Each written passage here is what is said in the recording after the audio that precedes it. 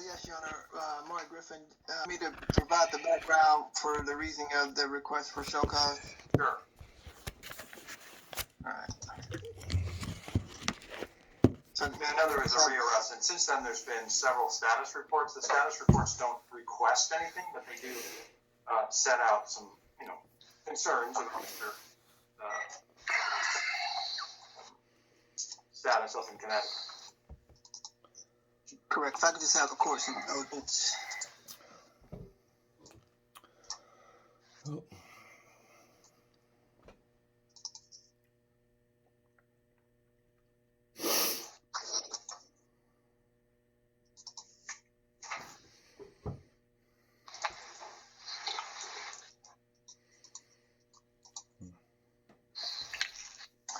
So, Your Honor, in regards to Mr. Gebby, the report is rather lengthy, but I will go into it.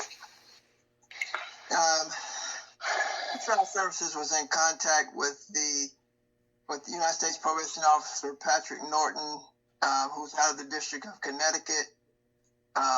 He provided the following information regarding Mr. Gebby's compliance. He informs the court that Mr. Gebby's mental health is rapidly deteriorating. He is the federal contract regarding his treatment and managing of his compliance. He reports that on October 28th, he recalled Mr. Gebby's call. He immediately inquired, can you get me a police escort to Washington? I have to go to the White House. He stated that he must deal with the coronavirus, stating, I'm president of the United States. Donald Trump is not. Mr. Gebby also discussed many other political issues, noted that it was urgent for him to get to the White House. He reiterated to Mr. Gebby his pretrial conditions of release, which the defendant replied that he was aware, but he needed a police escort to get to D.C. He wanted to speak with Congress. He attempted to reiterate his conditions of pretrial release, which the defendant maintained that he needs a police escort. Mr. Gebby's primary clinician, Ms. Liz Clarkin, she's the Senior Director of Community Services. The prescription program contacted the United States to determine the status of her client's referral to the Department of Mental Health and Addiction Services for forensic evaluation. United Service Manager stated they were working on it. Ms. Clarkin consulted with Cheryl, an advanced practice registered nurse, who stated that she should talk to the Department of Mental Health Services directly, as this is an urgent issue. Ms. Clarkin agreed, and Ms. Cheryl stated she would call Department of Mental Health Services on this date, October 28th. Immediately after that conversation, United States Probation Officer Norton called Ms. Clarkin, expressing his concerns as Mr. Gebby delusions were worsening and was more agitated. Senior United States Probation Officer Norton advised Ms. Clarkin that Mr. Gebby had contacted this officer a short time ago asking for a police escort to D.C. since he needs to get his message out. Senior U.S. Probation Officer Norton reminded him of his pretrial stipulations and an inability to leave his residence. And the client responded by saying, let me put it to you this way. If you were a general and your men were going to die, what would you do? The client was adamant that he needed to go to D.C. and speak to Congress and the White House. Mr. Clarkin provided advanced practice registered nurse Cheryl with this update. She recommended that mobile crisis be called and police transport him to the hospital per United States Service Incorporated. Crisis response clinicians report in a previous conversation that the Connecticut State Police Trooper K had been unwilling to transport Mr. Gebby due to not being at risk to himself or others. The Ms. Sherrill recommended that the federal probation call the police and advocate for them to transport the client once mobile crisis is called and completes the paperwork.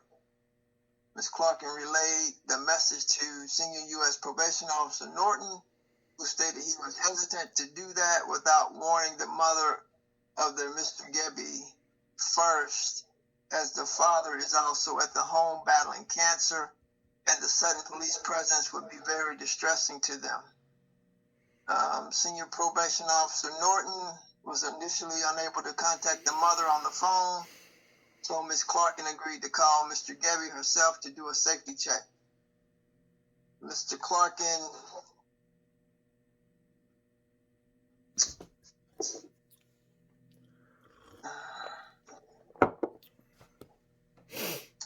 Mr. Clarkin called the Senior U.S. Probation Officer Norton to give him an update on the mobile crisis visit. Probation officer shared that he spoke with Mr. Gebby's mother that afternoon, and she told him that today the client asked her if he could use his father's car to go to D.C. Probation officer and director agreed that these developments are concerning, and director will continue to pursue referral for Department of Mental Health forensic evaluation. On October 29th,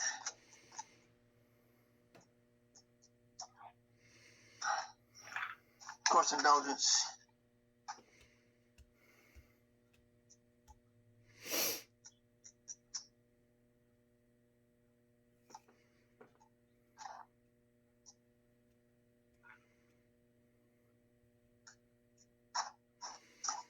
On October 29th, Ms. Clarkin spoke with the Department of Mental Health forensic psychiatrist Paul Amble and provided him with information needed for a forensic evaluation.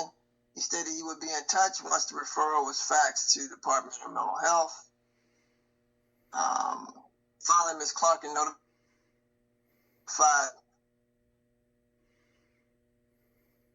legislation was submitted to the Department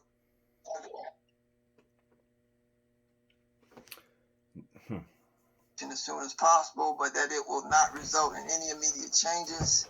It will only provide an assessment of the individual's risk to himself and others, and a diagnosis for Dr. Amble conducted the assessment and made a variety of recommendations to include increase of contact with both the defendant and Mr. Gebby.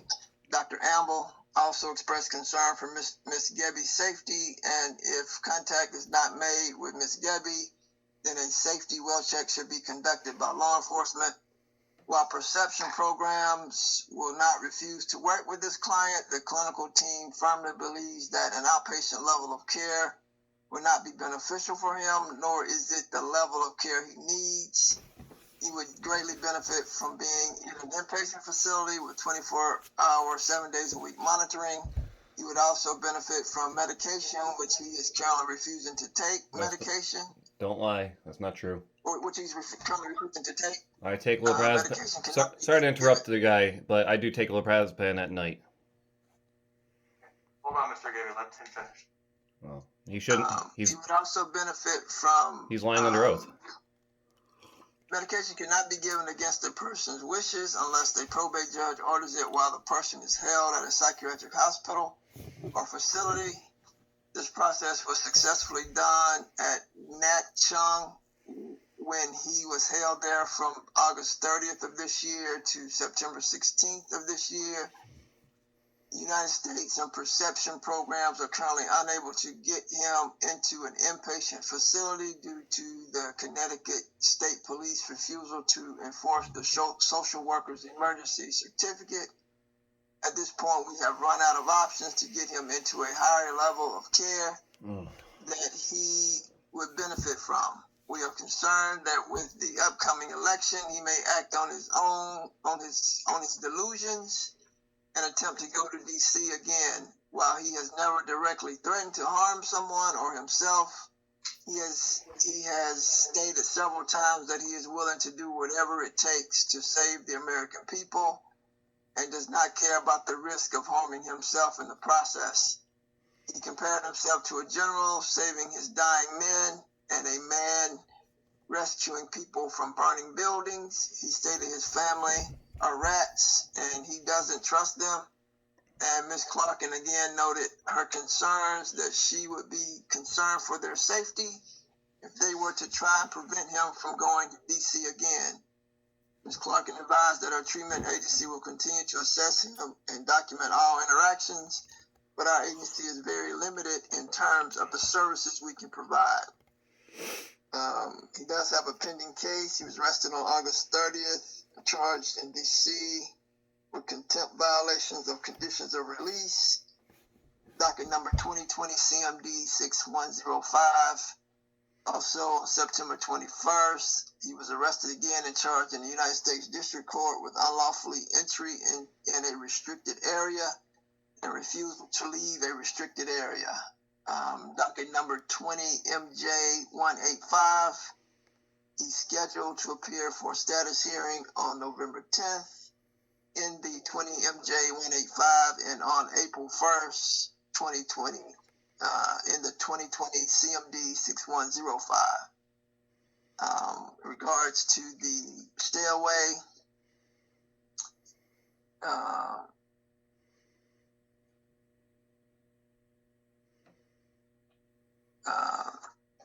the defendant is to stay away from the District of Columbia except for court appearances or meetings with counsel, and when in the District of Columbia, he's to stay away from the White House complex. In addition, in docket number 20 MJ 185, the court has restricted the defendant's travel to between his mother and uncle's residence and 55 York Road, Lebanon, Connecticut, unless he is attending a medical or mental health appointment. PSA will also note the agency has been informed these are adjacent properties. Regards to his address, he's placed in third-party custody of his mother and uncle by the court.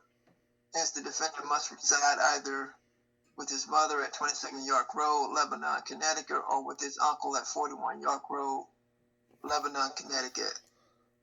He's also on location monitoring in 20 MJ 185, which is at this residence. Pretty sure I'm making any recommendations or requesting anything. Court's indulgence.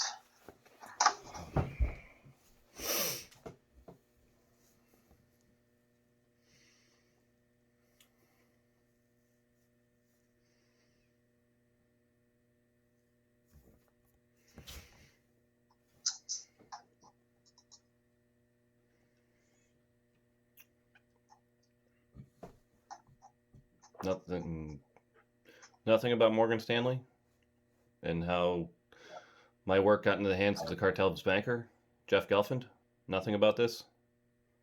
None of that. I brought up that 100 times to my PO, and I would like to know why that was not admitted into evidence to the state's attorney. Hold on, Mr. Gibby. I think it's a pretty simple question. None of that was that was all omitted by his testimony right there. If you're going to tell a story, tell it right.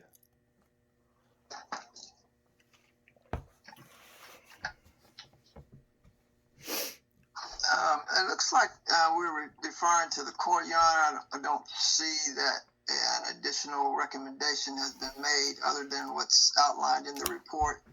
Well, I mean, we have to work through Connecticut because he's in Connecticut and within court appearances, which of course are not happening now, physically in any case, wouldn't to stay out of the District of Columbia. So, Mr. Bleiberg, do you have anything on behalf of the government? It's unclear at this point if another forensic screen would be necessary, just based on the representations from pretrial that Mr. Gebby's health is apparently deteriorating. I would ask through the court, Mr. McGonigal, if he also believes a forensic screen would be necessary here. I imagine it might be, and we would hopefully be able to recommend to Connecticut to do that screen. I know a screen was requested and is pending in the district court case. So I think at this point that's what we would request, based on the the information we just heard in the report, Herman has concerns about Mr. Gebbe's ability to maintain the conditions of compliance, which is a stay away from Washington, D.C. This is a reminder for the court. We're dealing with 3 separate instances here where he came to the White House, and one of which is a contempt case, which is a misdemeanor case, and the second is in district court right now. Mr. McGonigal, do you have any input? Yes, Your Honor. Thank you very much. Just to let everybody know, as soon as Mr. Gebbe was arrested initially, I've been in contact with him on a regular basis. I've been in contact with his family on a regular basis, and I've had, lengthy talks with pretrial and others associated with the case, including his attorney in district court. Your Honor, I can say this. Mr. Gebbe's condition has remained the same. His position has remained the same in terms of his views on things and whatnot. So, and there's never been any evidence or any suggestion that he's been violent or anything like that. So I just want to make that clear. There is a concern that he needs a higher level of mental health treatment, and I think that's what DC pretrial in Connecticut are trying to work on. I think the clinician has provided her reports to the mental health probation officer specialist who's assigned now to Mr. Gebbe's case in Connecticut. And so I think that if and when they can do that, I think that that's the goal. Mr. Gebbe's parents are not in any kind of danger or fear at all. They would like to have their son, receive whatever help he can, and they think he needs it, but there's no concern of any safety concerns or anything like that. I think that and just to address the competency, at least initially he was assessed screened in district court by Judge Grant, and I think at this point, according to Mr. Ohm, I haven't seen the report myself, but he was deemed competent at this time. So I don't. There very well may be a need for an additional request at some point, but I think that was recently done, and again, his condition his conduct and position has not changed at all. In my view, there's been no deterioration at all. It's been very consistent. So, obviously, I think Mr. Gebbe could use mental health treatment. There's no question about that. But in terms of anything else, he does seem to clearly understand that he needs a police escort, as it was mentioned many times. And there's not going to be a police escort, but he understands that if he comes to D.C. that he'll be arrested. And it's been 2 times. I mean, he was arrested the first time not near the White House, but then after being he was charged with a UUV. That's the case that in this case number. But as soon as he was released there, he went back to the guard post, according to the Gerstein, and asked for his phone back. During that period of time, he was identified, and they realized he had to stay away from there. So that's how he got arrested the first time. So it's really been 2 trips to D.C. where he's been, and then he was arrested in the federal court case. So that's where we are. But Your Honor, so it's a little bit of a difficult situation because he's not a danger to himself or others, and so again, I think Connecticut has not been able to forcibly at this point, take him to the hospital or some kind of secure facility, and so, but he may, it appears he may need residential treatment. And so I think that's where the difficulty is. But I think everybody recognizes that it's treatment that's really necessary here, medication, and possibly as well. Your Honor? Yes. Okay. I'm a political whistleblower from Morgan Stanley. I did work with them for 5 years. This is not a mental health issue. This is a political issue.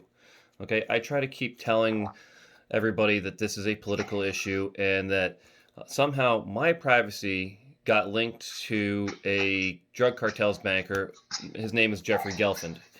From 2004. You're getting into factual issues. We're just dealing with the status of the case right now.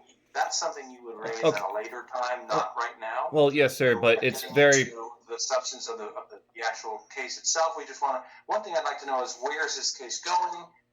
It's made more difficult by the pandemic, or is there going to be some offer made? Is there going to be some kind of referral to mental health court? At some point we have to figure out how to resolve this case. Sir, Gabby doesn't have to keep coming down here or appearing via video. Sir, Your Honor. Your Honor, thanks a lot. If I could just say I am in touch with, again, his attorney in the district court case. They do have a court date upcoming next week. I believe it's on the 10th. So, I'm gonna communicate with his lawyer in that case and see what, if anything, we can do about a resolution. But I do want to, see what happens in that case at least at this point. Minor, I have some additional, just echoing Mr. McGonigal. There's been discussion of a global plea that would resolve both the Superior Court and District Court cases. There is currently a plea offer in the felony and misdemeanor case outstanding, but I believe it will be superseded by a global offer by next week. Okay. All right. So it seems to me then the best thing to do is just to keep working with Connecticut and to try to get mental health services for Mr. Gebby. We have our date here of April 1, but of course if something comes up, if there's a plea, if there's some diversion or some way of resolving these cases, you can come in within a moment's notice and we can resolve it. There is a federal court case which is coming back next week, so I guess pretrial will continue to work with Connecticut, and Mr. Gebby, you are not authorized to come to the District of Columbia unless it's specifically for a court. Yes, Your Honor. But otherwise, I think all we can do is sort of hope that Mr. McGonigal and the government can figure out a way to resolve these cases so we can get out of Mr. Gebby's hair. Yeah, Your Honor, could I also put into... Thank you, Your Honor. I'd like to let the district know that I've been also on Twitter campaigning for myself for 2 years. And I have proof of this, that I've been online campaigning for 2 years as a presidential candidate, but because I am a whistleblower for Morgan Stanley in a Privacy Act, the media cannot report on me, even though they have all my tweets and they can see them, and I hashtag CNN, NBC, ABC, and I've been telling them for 6 months, or actually 2 years, but actively for like 7 months, that this global pandemic was a political stunt by Morgan Stanley. And in 2009, my financial advisor asked me to work on it, and that I been trying desperately to put into court that it's a political method to launder money to Amazon, and that I worked with... So, Mr. Gebby, the thing is, you have these cases pending, and so the sooner we can resolve them, the sooner you can get back to whatever it is you were working on. But right now, these cases prohibit you from coming to the district. And I understand that. I'm asking the court... We all resolve these cases as soon as possible. Look, I just want to be... Look, the... Thank you, Your Honor. We appreciate it. Thank you. Okay. So then the next date in this case is April 1, but as I said, if there's a need to come back, we can come back quickly. And Mr. Gebby, I just ask you to work with folks in Connecticut and pretrial services here to follow through with any recommendations that they make or referrals. Okay. Yes, Your Honor, I would like to note when whoever was talking about like the general, acting like a general. I've been having to watch all summer long the use of media be used as a weapon against the American people. That's what I meant by a general, and having to watch my fellow countrymen literally be manipulated and controlled by media, where they show a black man getting, and it's been systematic and it's been weaponized, because I told Morgan Stanley in 2009, if you show these things on TV, it will elicit responses in the mass public, and you can't do these things through the use of media, and otherwise you'll have chaos or riots. And then these things have been systematically designed from the top down by Morgan Stanley, in that it's disgusting. I'm sorry, sir, but like I'm getting treated like I'm Joe Schmo and I'm a mental health case issue, which I'm saying that no, I know state secrets and I'm a political whistleblower and I'm trying to get into the court system that our political system was rigged and our stock market is rigged, and I worked on it with my financial advisor, Christopher Halatek. And for some reason, I don't have the police knocking down his door or wondering why the media isn't providing coverage to my case. And it's just, Okay, so we can't resolve those issues right now. Right here, I actually have a whole bunch of other people that are waiting for hearings, and so. like I said, sir, I'm going to get. Like I said, we're coming back in April. We can come back sooner if we can resolve these matters. And you, All right, thank you, Your Honor. Yes, Ms.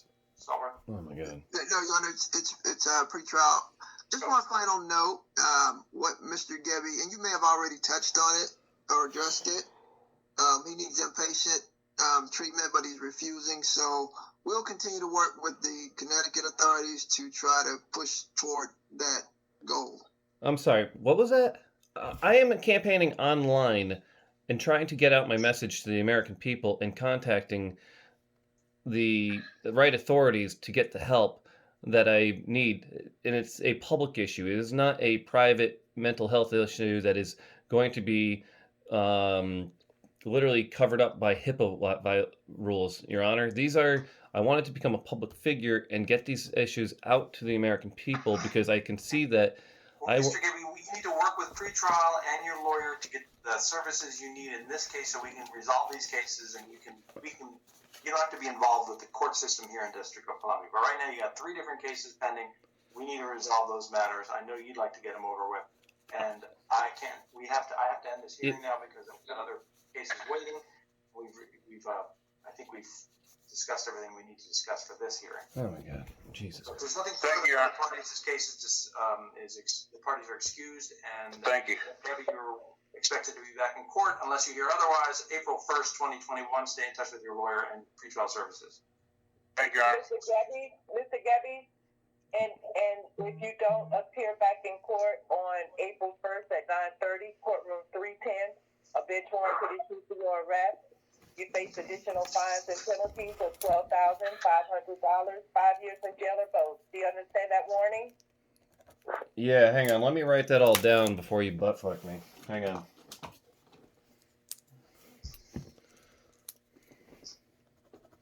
So April 1st, you said? Yes, please. Hang on.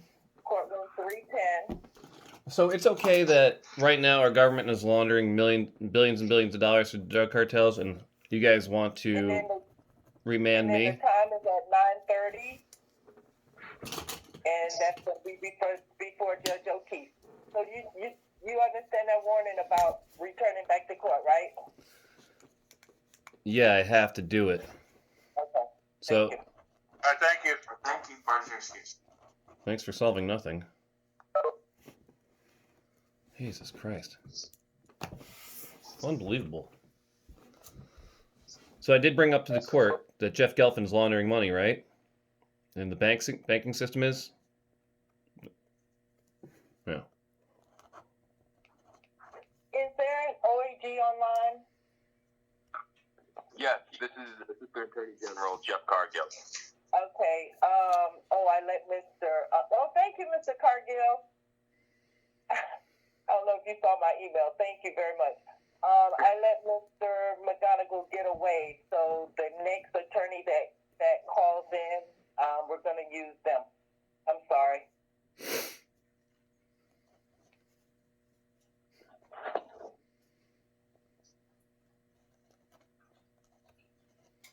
Do we need to appoint counsel in that case? I think April Downs was the attorney of record. Yeah, and I emailed her and I called her and she has not responded. So she just, of course she doesn't know, so she may not be around. Mr. Gabby, you can sign off, please. Again, I didn't get to address the court about what's going on in the real world. So again, how come I didn't get to address the court about what's happening outside these walls in real time?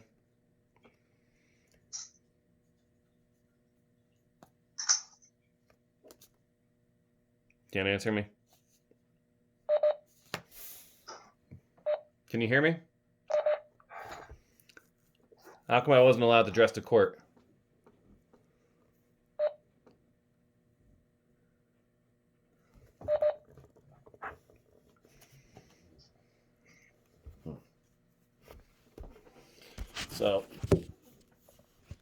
So again, my name is Christopher Gebby.